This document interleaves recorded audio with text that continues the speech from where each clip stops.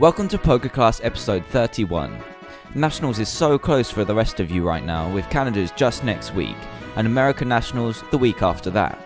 Most of you should have chosen your deck by now, or are close to choosing it, and this week I'm going to be presenting you with a somewhat rogue concept you may just want to try out for yourself. But first, here's some news for you. Just a few days ago, PokeBeach.com revealed some very interesting news about our next set, and even the set after that, which will be the third installment of Black and White. First though, let's have a look at what could potentially be released in our next set. PokeBeach revealed these scans of cards expected to be in the Red collection over in Japan very soon. The first and most clear card is N, a character from the Black and White games. This card is a direct reprint of an old school card called Team Rocket's Admin, which forces both you and your opponent to shuffle your hand into your deck and draw cards equal to the player's remaining prize cards. Hopefully we can all see this card being played in the future, seeing as it has a very nice judge-like effect, but one you can control a little bit more. Definitely one to watch out for when it hits our format. Out of the cards from the second image, one in particular is catching people's eye. Archeops appears to be a stage 1 with 130 HP, which is a very nice start, but there is slight confusion with the stages on this one, since it comes from a fossil in the game. Early on in the year, we were told about a new mechanic of restored Pokemon, which should play a part in the evolution of Archeops, but only time will tell on that one. At the moment, people are wary of its ability. Right now we only have the name of the ability, but that is sparking enough discussion as it is. Prehistoric Power resembles a previous Pokepower of Aerodactyl all the way back from base set, which stopped any evolution cards from being played as soon as it hit the field. Now if Archeops' ability is a direct mirror of this, it could make for a very interesting addition to the game. Considering this card is set for release in our next set, we may find out sooner rather than later. I'll keep you updated when we know more. Strangely enough, we have a little bit of information from Japan about the set that's going to be the third in our countries. So far, we already know that there are two names for the set, which are Psycho Break and Hail Blizzard. Since this is Japan, we will more than likely get them in two separate sets or have them merged into one, but that's a fair while away yet. What is more interesting is that this set is going to re-release the EX Pokemon mechanic. Right now, we aren't sure what will be different, if anything, about these new EXs, but all in all it's still very exciting news. Two cards, Zekrom and Reshiram EX, have been revealed already for Japan, so it could be a very interesting mechanic to add to the game. As ever, I'll let you know when I know more. That's it for news this week, so let's get on to the main part of the episode. Now we've all been reading a ton about the top decks, Reshiram, Magnabor, anything else with Emboar, as well as Donphan Machamp, Zekrom and many others. This is all well and good since these are the decks that you will or should be expecting when you go to Nationals, but this is causing some of the decks to fall slightly under the radar. One of those decks I'm going to cover today has proven itself fairly well in testing so far, and it's Kingdra Mandibuzz. This may seem like a strange combo, but Kingdra focuses on getting damage onto the field, and Mandibuzz takes advantage of this by sniping anything you chose to weaken with it. This strategy is actually very effective, seeing as a lot of stage 2 decks are being played at the moment. Being able to take out your opponent's basics and stage 1s before they get a chance to fully evolve will cripple them and leave them with a tough game ahead. Not only this, but both Pokemon have very cheap attacks, both only costing 1 energy. Kingdra's attack does a nice 60 for 1 water energy, but will be weakened considerably as soon as a fire Pokemon hits the field. This shouldn't be too much of an issue, since most fire-based decks out there need you to get sniping as soon as possible, which is Mandibuzz's territory. Speaking of Mandibuzz, the attack you're aiming to use with him only costs a single dark energy, which makes the deck fairly fast, along with Mandibuzz being a stage 1. Now we have the strategy down, let's start building. First off, we're going to need the lines of Kingdra and Mandibuzz. Kingdra is going to have to be in either 3-1-3 or 4-2-4, since you need one of these on the field to get any of your sniping going. I'll put 3-1-3 in here for now and leave the extra spaces for what you feel you could add.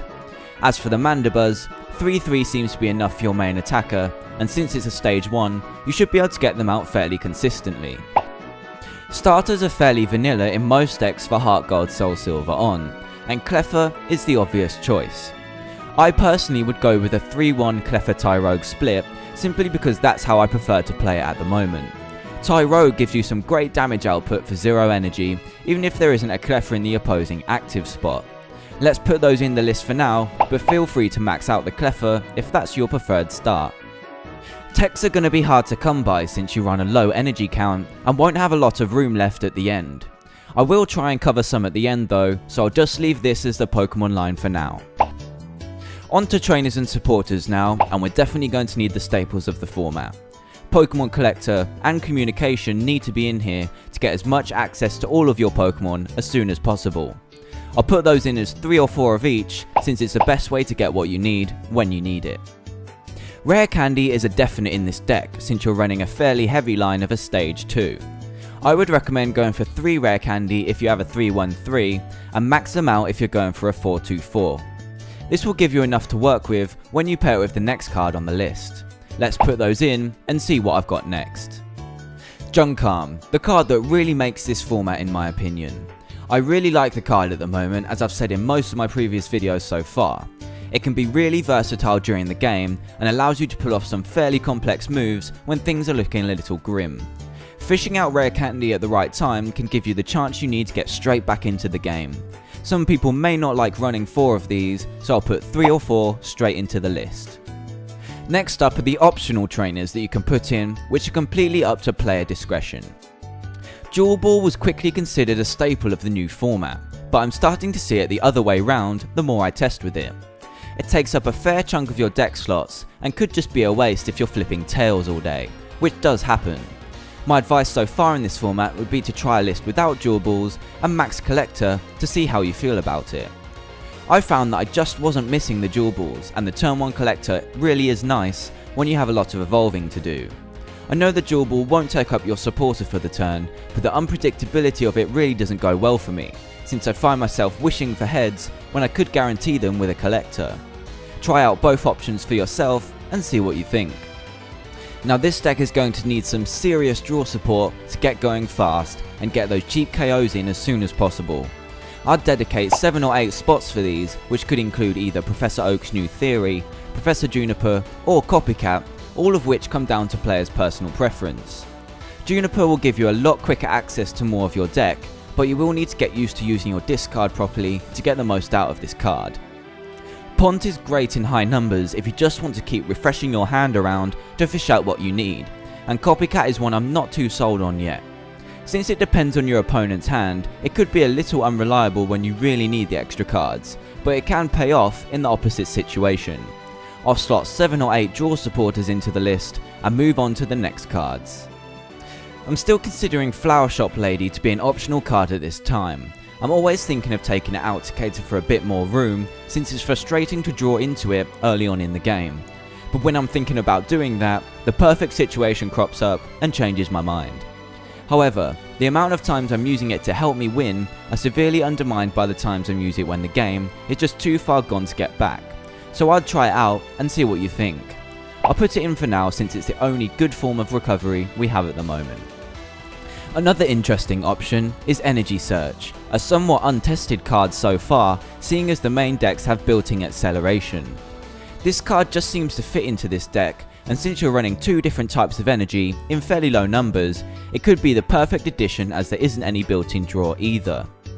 The high count of Junkarm will also aid your search of energy when you most need it. Usually, I'd just leave this card in the binder and place another energy in, but the dual types of energy plus the low count seem to warrant the need of this card. Those are pretty much all the options you have for trainers and supporters in the deck, so let's get on to energy. A nice number for this deck seems to be 4 to 5 water energy and 5 to 6 darkness. Since you're planning to attack more with Mandibuzz, more dark energy over water makes sense, and the low count is okay since your attackers have a low cost. Something you could consider would be double colourless energy. This card seems strange in a low energy cost deck, but it can utilise Mandibuzz's second attack, which isn't actually that bad. Punishment can deal some serious damage to any stage 2 opposite, and it would seem to be a waste to leave it out completely. 100 damage is nothing to take lightly and should definitely be something to consider. Talking about double colourless, this next tech could sway your decision. The running of double colourless not only opens up punishment, but it can give you the tech choice of Bouffalante from Black and White.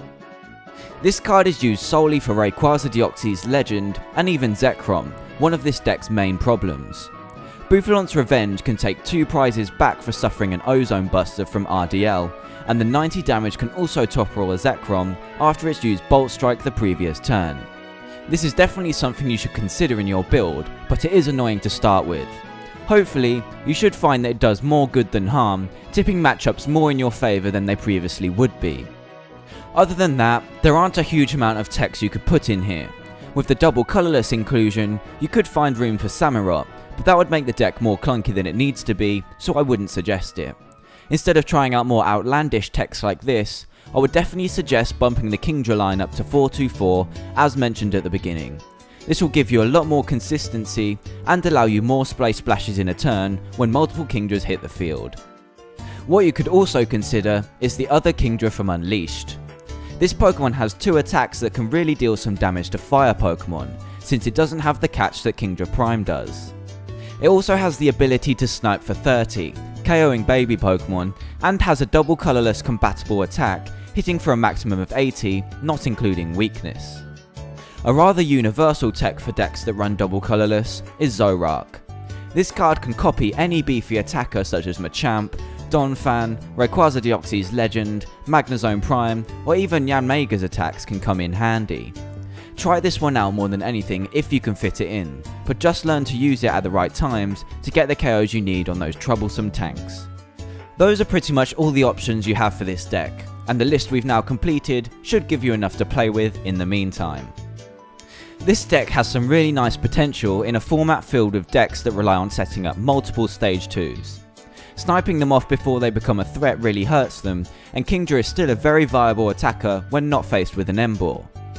I hope you enjoyed this analysis on a very interesting deck. Please try it out for yourself and test against it if you're planning on running Mandibuzz. You could be surprised at the results. Thanks for watching PokeClass. Subscribe and check out my website for this week's deck surgery, as well as card of the days every single day. See you next week.